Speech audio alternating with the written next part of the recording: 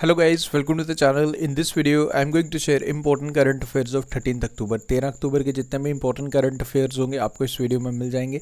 For PDF of this video आप हमारे Telegram group next exam IQ को join कर सकते हो. सिंपली आप टेलीग्राम पे जाइए, चैनल का नाम सर्च कीजिए, ज्वाइन कीजिए. डेली करंट अफेयर वीडियोस के पीडीएफ टेलीग्राम ग्रुप पे मिल जाते हैं. तो शुरुआत करते हैं आज के इंपॉर्टेंट करंट अफेयर्स. सो आज का जो हमारा फर्स्ट क्वेश्चन है, who has been appointed as new chairman of Tata trust in 2024. New chairman Tata trust के किसे बनाया गया ये आपने बताना है. Correct answer for this question is Noel Tata. Option number C is the correct answer for this question. जो न्यू चेयरमैन बने हैं टाटा ट्रस्ट इन 2024, ये हाफ ब्रदर रतन टाटा के हैं. रिसेंटली रतन टाटा की डेथ हुई है. So what is this half brother जो सिंह अपना एक अगर बायोलॉजिकली बात करें तो ओनली वन पेरेंट शेयर करते हैं, like assuming like two childrens जिनके father is same and different mothers. So this is half brother. Noel Tata का नाम आप याद रख लीजिएगा. अभी चेयरमैन बनाए गए हैं टाटा ट्रस्ट के. रिसेंटली रतन टाटा जी की डेथ हुई है. ये क्वेश्चन आपने नाम याद रखें, इंपॉर्टेंट है. आगे बढ़ते हैं. Recently who has been appointed as a managing director of Nestle limited India. तो किसे बनाया गया नेस्ले लिमिटेड इंडिया के new managing director. Correct answer for this question is Manish Tiwari. Manish Tiwari बनेंगे new director of managing director of Nestle limited India.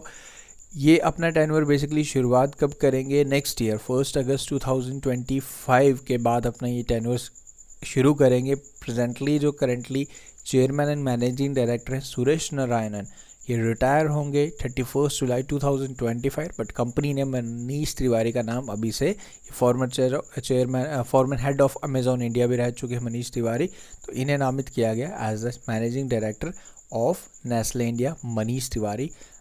अभी presently 2025 तक Suresh Narayan and 2025 1 अगस्त के बाद मनीष तिवारी, ये आप याद रखें. आगे बढ़ते हैं. Who has been awarded as a Nobel prize for peace for the year 2024. Nobel peace prize for peace भी दिया जा चुका है, तो आपको बताना है किसे दिया गया. Basically this has been given to the organisation. Name of this organisation is Nihon हिंडाक्यो. Option number D is the correct answer. What does this organisation does. क्या किया है इस ऑर्गेनाइजेशन ने, पूरा डिटेल में देखते हैं.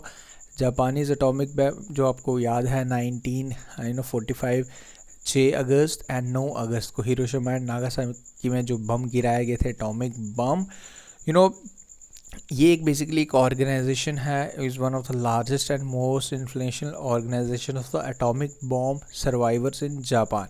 ओके, इसकी इस्टेब्लिशमेंट 1956 में की गई थी. एंड इस ऑर्गेनाइजेशन का निहॉन हिंडाक्यो, इस ऑर्गेनाइजेशन का मेन ऑब्जेक्टिव क्या था? To raise awareness global awareness जो इम्पैक्ट्स हैं न्यूक्लियर वेपन्स को यूज़ करने के लिए. न्यूक्लियर जब बॉम्ब गिराए गए थे लगभग 2.5 से 3 लाख लोगों ने अपनी जान गंवाई थी. उसके बाद वहाँ डिजीज़ जो प्रॉब्लम स्टिल वहाँ के लोगों में अभी भी वो प्रॉब्लम साइड इफ़ेक्ट्स देखने को मिलते हैं.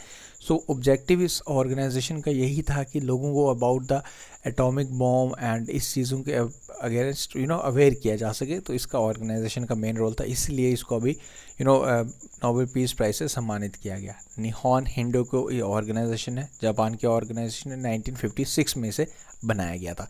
तो ये अब आपने याद रखें. अब नोबेल प्राइज़ का मैं पूरा एक डिटेल वीडियो लाऊंगा जिसमें हर कैटेगरी के मैं शेयर करने वाला हूँ आपके साथ. So option number D is the correct answer for this question. Okay, and atomic bomb जो बॉम्बिंग हुई थी 6 अगस्त एंड 1945 9 अगस्त, हिरोशिमा 6 अगस्त, नागासाकी आपका 9 अगस्त को गिराया गया था. एंड जो हिरोशिमा बॉम्ब था 6 अगस्त को गिराया था, इसका एक निक नेम भी क्वेश्चन में कई बार एग्जाम में आता है, लिटिल बॉय के नाम से हम जानते हैं. ये भी आप ज़रूर याद रख लीजिएगा. एडिशनली अगर आप Jammu and Kashmir police constable exam की तैयारी कर रहे हैं, आपके लिए मॉक टेस्ट मैंने अवेल करवा दी. हमारी ऐप को डाउनलोड कर लीजिए. Next exam IQ link description में है. आपको टॉपिक वाइज मॉक मिल रहे हैं and full length mock test भी आपको मिल जाएंगे for Jammu and Kashmir police constable exam. आपकी एग्जाम प्रिपरेशन काफ़ी अच्छे से बूस्ट हो जाएगी. What is the India's rank in the recently release global hunger index 2024. तो अभी रिसेंटली रिपोर्ट रिलीज़ हुआ, आपको बताने कि इंडिया का रैंक क्या है. सो इसका जो करेक्ट आंसर है 105, 105वें नंबर पे हैं. And we are under labelled as a category under serious category.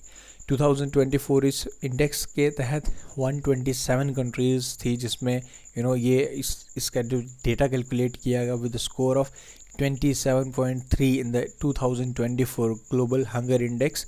India has the level of hunger that is serious, very serious matter.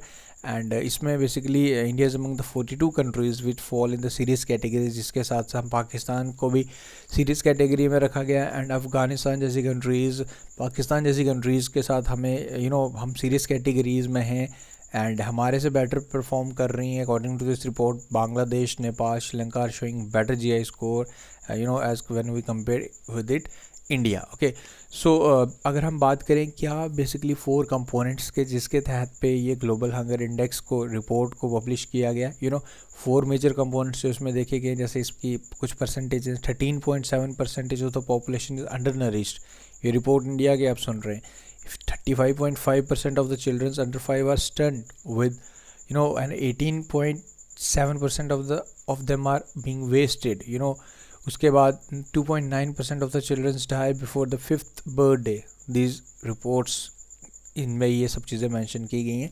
So India का देखा जाए तो सीरियस कंसर्न्स हैं and we have to look into this matter. अगर ये reality में ऐसा कुछ है तो यू अंडरस्टैंड कि लास्ट ईयर भी ऐसा हुआ था कि we are not able to accept it कि इतना परफॉर्म बेटर कैसे कर सकते हैं। Although we one of the leading country, अभी हम एशिया की, साउथ एशिया की कंट्री हम बने हैं, जापान को हमने पीछे छोड़ा है। बट इन रियलिटी अगर ऐसा है तो this is serious matter.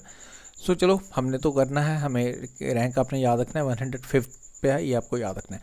When was the international girl child day celebrated, तो कौन सी डेट को इसे हर साल ऑब्जर्व किया जाता है? इसे हर साल ऑब्जर्व किया जाता है 11 अक्टूबर, 11 अक्टूबर हर साल इसे ऑब्जर्व किया जाता है। इस बारी का जो थीम है, girls vision for the future for the international day of the girl 2024। आपने याद रखना है, girl vision for the future, ये थीम रखा गया फॉर द ईयर 2024। इसकी शुरुआत की गई थी 2012 से इसकी शुरुआत की गई थी एंड 2012 में first international girl child day हमने ऑब्जर्व किया था। अगर मैं नेशनल गर्ल चाइल्ड डे आपसे पूछूं तो हम generally national girl child day observe करते हैं 24 जनवरी। 24 जनवरी को हमारे साथ नेशनल गर्ल चाइल्ड ऑब्जर्व करते हैं। This is international 11 October. Who has become the youngest person to climb the 14 peaks above 8,000 metre in the world? तो 14 पीक्स इन्होंने कॉन्कर किए, क्लाइम किए जो 8,000 मीटर से अबो की हाइट में। तो आपको बताना है इनका नाम क्या। इनका नाम है नीमा रियल Sherpa. Option number C is the correct answer. Nepal के माउंटेनियर हैं, इन्होंने ये अचीवमेंट हासिल की, 18 साल के हैं। ओके, रिसेंटली लास्ट ही आप वेंसडे की बात करें, इन्होंने ये अचीवमेंट, आज संडे है तो वेंसडे आप 3-4 दिन पहले की ये रिकॉर्ड इन्होंने ब्रेक किया to summit all the 14 of the world 8,000 metre जो पीक्स हैं along with his partner Pasang Nurbu Sherpa. Okay, तो ये आपको नाम आप याद रखना है, ही इज़ फ्रॉम नेपाल। अगर नहीं पता हो तो किसी माउंटेनियर का नाम पूछे तो वो आप नेपाल से ही, क्योंकि मैक्सिमम नेपाल से ही आपको देखने को मिलते हैं। ओके, तो ये आपने याद रखना है, 18 ईयर्स इनकी एज है, इन्होंने ये रिकॉर्ड क्रिएट किया and became had broken the record for the youngest to summit all the 14 peaks of the world. आगे बढ़ते हैं। Which country honored by UNPFA for its leading role in maternal health and family? So किस country को basically honour किया गया? This is our India. And what is this, detail में देख लेते। The United Nation Population Fund has recognised India की extraordinary performance in advancing maternity health and family planning. देखो, अब वही चीज़ है, अब इसमें एक काफ़ी कंट्रोवर्सी आप हो गए। यहाँ पे देखिए हमें यहाँ अवार्ड मिल रहा है, मैटरनल हेल्थ में हम इतना अच्छा काम कर रहे हैं, वहीं हमारे हंगर रिपोर्ट्स देखा जाए वहाँ हम तो बद से बदतर होते जा रहे हैं। तो ये सारी चीज़ें हैं, ये अब रिपोर्ट्स ही बताती हैं कि कैसे क्या चीज़ें इट डिपेंड करता है कि वो सैम्पल क्या लेते हैं, किस तरीके से चीज़ें देखते हैं। पैरामीटर्स डिफरेंट हो सकते हैं, तो आपको इसमें ये बेसिकली अब इंडिया को यहाँ रिकग्नाइज़ किया। अभी रिसेंटली इंडिया ने ट्राइकोमा आइज़ डिजीज़ है उसको भी एलिमिनेट किया है, वो आप याद रख लीजिएगा, वो इंपॉर्टेंट है। ओके, एंड जॉर्डन ने लेप्रेसी को एलिमिनेट किया है। ये 2 कंट्रीज़ अभी रिसेंटली इंपॉर्टेंट डिजीज़ को एलिमिनेट करने वाली। तो ये रिसेंटली अभी मैटरनल हेल्थ में अगर हमने बात करें, फैमिली प्लानिंग पे इंडिया काफ़ी अच्छा काम कर रहा है, तो इसे यूनाइटेड नेशन पॉपुलेशन फंड द्वारा रिकग्नाइज़ किया गया। UNFPA के हेडक्वार्टर्स आपको न्यूयॉर्क में मिलेंगे, ये आपने याद रखना है। इसके जो चेयरमैन हैं बेसिकली एग्जीक्यूटिव डायरेक्टर हैं वो डॉक्टर नताली कैनेम, ये आप याद रखें।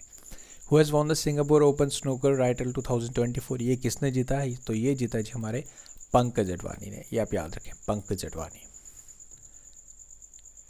Where will be the third edition of mindful India summit be held in. तो ये कहाँ पे होगा, तो ये होगा जी हमारे मुंबई के जुहू में। मुंबई के जुहू में होगा। बेसिकली व्हाट इज़ दिस, है क्या ये, बेसिकली एक ग्लोबल प्रीमियर इवेंट है जिसमें डिफरेंट लीडर्स, थिंकर्स, साइंटिस्ट एक प्लेटफॉर्म में आके to share different thoughts related to emotional intelligence, positive psychology and mental wellbeing. ये प्रैक्टिस ऑफ माइंडफुलनेस है। तो ये मुंबई में होगा, मुंबई के जुहू में। What does WETEX stand for, तो इसकी क्या फुल फॉर्म है ये आपने बताना है। So this stands for water, energy, technology and environment exhibition. So this is water, energy, technology and environment exhibition. And what is this, ये न्यूज़ में क्यों है, बेसिकली इसका समिट होने जा रहा है जी, हो चुका है बेसिकली अक्टूबर के फर्स्ट वीक में हुआ था दुबई में। तो ये एक इवेंट है basically different organisations, different countries, इसमें to discuss different way how we can conserve water, how can we deal with the environment issues, ये सब चीज़ें यहाँ पे इसमें डिस्कस की जाती हैं। तो मुंबई ने इस बारी होस्ट किया है, ये not Mumbai, Dubai, okay, Dubai ने इसने होस्ट किया। Basically Dubai has hosted this event and इसकी फुल फॉर्म आपसे पूछ रहा था, वो मैंने आपको बता दी, water, energy, technology and environment exhibition. So ये होगी जी हमारे आज के करंट अफेयर्स। नाउ एक क्वेश्चन आपके लिए, इसका आंसर आप मुझे बताइएगा। Recently national maritime heritage complex बनाया जाएगा लोथल में। तो ये लोथल कहाँ पे है, कौन सी स्टेट में, ये आप मुझे कमेंट करके बताएंगे। सो विद दिस हमारे आज के करंट अफेयर्स का तो मैं उम्मीद करूँगा सारी चीज़ें क्लियर है। मैं चीज़ें बिल्कुल सिंपल रखता हूँ ताकि चीज़ें आपको ईजिली अंडरस्टैंड आप कर पाएँ। Jammu and Kashmir police constable exam की तैयारी कर रहे हो, अगर आप वीडियो वॉच कर रहे हो तो आपके लिए सारे करंट अफेयर्स काफ़ी ज़्यादा बेनिफिशियल हैं। आप डेली वॉच करते रहिए एंड काफ़ी अच्छे से आपका करंट अफेयर सेक्शन प्रिपेयर हो जाएगा। मॉक टेस्ट दीजिए, अटैम्प्ट कीजिए, रिविजन कीजिए, is the only way to gain the success. Okay, revision is the key. So जितने मॉक टेस्ट आप अटैम्प्ट करेंगे वो ज़्यादा बेनिफिशियल रहेगा। बाकी करंट अफेयर्स PDF को हमारे टेलीग्राम ग्रुप पे मिल जाती है। Thank you guys, take care, मिलते हैं कल न्यू वीडियो के साथ विद न्यू क्वेश्चन। इसके आंसर मुझे ज़रूर कमेंट करके बताइए। So thank you, take care.